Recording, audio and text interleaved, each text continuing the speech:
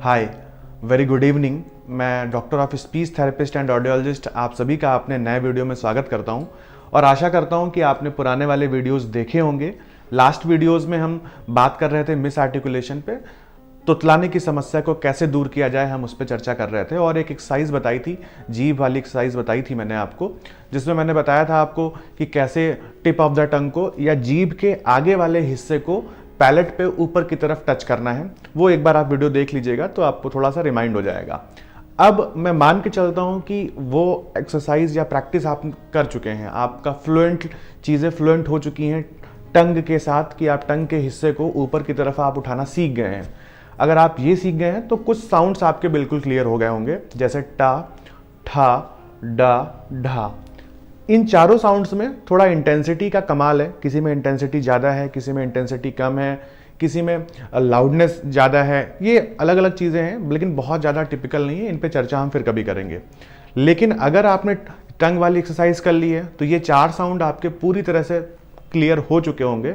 और मैंने ये भी कहा था कि शीशे के सामने खड़े होकर पहले आप खुद बोल के फील कीजिए कि साउंड प्रोड्यूस कहाँ से हो रहे हैं, साउंड बाहर कैसे निकल रहे हैं। अब एक next tip of the tongue की नई एक्सरसाइज है, दूसरी एक्सरसाइज है। इसमें क्या करना है, अभी तो हम टंग के आगे वाले हिस्से को ऊपर टच कर रहे थे, अभी आपको ऊपर टच नहीं करना है। अभी आप जब माउथ क्लोज करते हो, बंद करते हो, या जब दोनों दांत ऊपर के और नीचे के दांत एक साथ आते हैं, ऐसे प्लेस होते हैं, तो टंग को बस इस बीच वाले हिस्से पे टच करना है, टच करके रखना है ऐसे ही। ये तो बहुत आसान है, ऐसा लग रहा होगा कि ये तो बहुत आसान है, लेकिन आप जिनको तुतलाने की समस्या है, जिन बच्चों में, उनमें क्या होता है, वाइब्रेशंस होते रहते हैं, टंग का मूवमेंट जो है वो होता रहता है, वो स्टेबल नहीं रहता है। लेकिन जब आप ये प्रैक्टिस करोगे कि दोनों आपने ऊपर वाले दांत और नीचे वाले दांत जो हैं उनको दोनों को आपस में ऐसे बंद कर दिया और फिर बीच वाले हिस्से पे जीभ को आप टच करके रखोगे, तो इससे क्या होगा कि स्टेबिलिटी टंग की बढ़ेगी। अब ये स्टेबिलिटी बढ़ेगी तो आपके डेंटल साउंड जो है, डेंटल साउंड का मतलब है कि आपके जीभ और दांत के थ्रू निकलने वाले जितने साउंड है वो आपके साउंड सारे सही हो जाएंगे। जैसे आप खुद बोल के फील कीजिएगा, ता, था, द, धा, ये चार साउंड आपके क्लियर होंगे। तो इन दो एक्सरसाइज से आपके टोटल 8 साउंड जो है क्लियर है।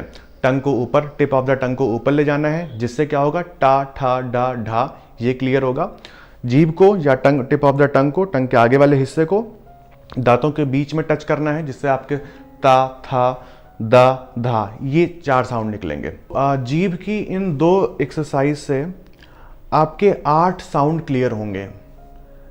क्लियर होने का मतलब है कि क्लैरिटी उस लेवल पे नहीं आएगी कि आप डिफरेंशिएट बहुत अच्छे से कर पाओ।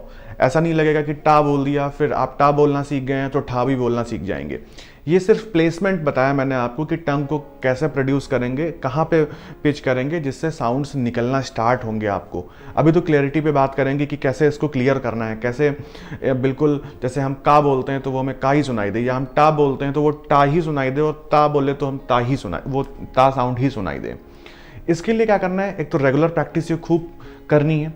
अब इंटेंसिटी पे कैसे काम करें, 2 साउंड्स को लेके चलते हैं, टा और ठागो। ये दोनों sound he tip of the tongue जो है वो आगे, जीभ का आगे वाला जो हिस्सा है वो ऊपर पैलेट को टच करेगा, दोनों ही पैलेट को टच करने से निकलेंगे। फिर डिफरेंस क्या रह गया, जब मैं टा बोल रहा हूँ तो एक अलग साउंड सुनाई दे रहा है, लेकिन मैं ठा बोल रहा हूँ तो एक अलग साउंड सुनाई दे रहा है। तो इंटेंसिटी का फ़र्क है। कैसे फ़र्क है, जब आप टा बोलोगे तो टिप ऑफ द टंग है या जीभ का आगे वाला जो हिस्सा है ना, वो पैलेट पे थोड़ा मजबूती के साथ प्रेस होगा।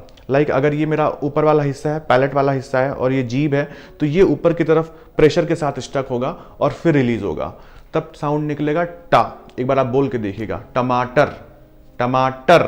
तो टा जो है वो प्रेशर के साथ ऊपर टच हो रहा है, टिप ऑफ द टंग जो है वो प्रेशर के साथ ऊपर टच हो रही है और फिर रिलीज हो रही है।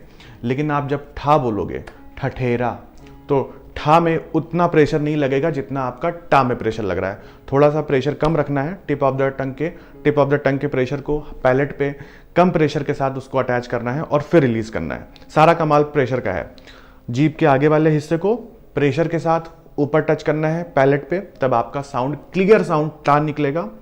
जीभ के आगे वाले हिस्से को या टिप ऑफ द टंग को ऊपर वाले हिस्से पे कम प्रेशर के साथ, लो प्रेशर के साथ टच करके फिर रिलीज करना है, तब आपका साउंड निकलेगा ठ। ठा। सेम ता और था में भी ऐसा है।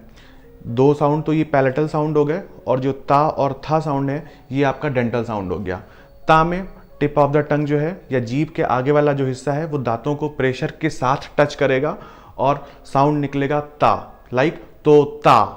आपको आप एक बार बोल के देखोगे तो आपको खुद फील होगा कि यहाँ पे इंटेंस ज़्यादा है, प्रेशर ज़्यादा फील हो रहा है। लेकिन जब आप था बोलोगे तो वहाँ पे क्या होगा कि प्रेशर कम होगा, इंटेंसिटी कम होगी, वॉल्यूम कम होगा, जिसकी वजह से साउंड थोड़ा सा चेंज हो जाएगा और क्लैरिटी था के लेवल पे आ जाएगी। आप एक बार बोल के देखिए, तोता, थर्मस। दोनों ऐसे बोलने में तो आपको फील होगा कि टंग का मूवमेंट या टंग का प्लेस जो है वो सेम जगह है, लेकिन फ़र्क सिर्फ प्रेशर का है। एक हायर प्रेशर पे है, एक लोअर प्रेशर पे है। तो ये प्रैक्टिस करने पे आएगा। ऐसा नहीं होगा कि आपने प्रैक्टिस कर ली है 2 बार 3 बार और आपके साउंड्स बिल्कुल क्लियर हो गए हैं, ऐसा नहीं है। ये बार बार प्रैक्टिस करोगे, बार बार टंग को स्टेबल करके रखोगे, बार बार टंग को ऊपर टच करोगे लो प्रेशर के साथ, फिर हाई प्रेशर के साथ। प्रेशर का मतलब है मजबूती के साथ आप टच करोगे, फिर रिलीज करोगे, फिर ये 4 साउंड आपके क्लियरिटी के साथ निकलेंगे। टा, ठा, ता, था। Thank you very much. मिलते हैं नए वीडियो में।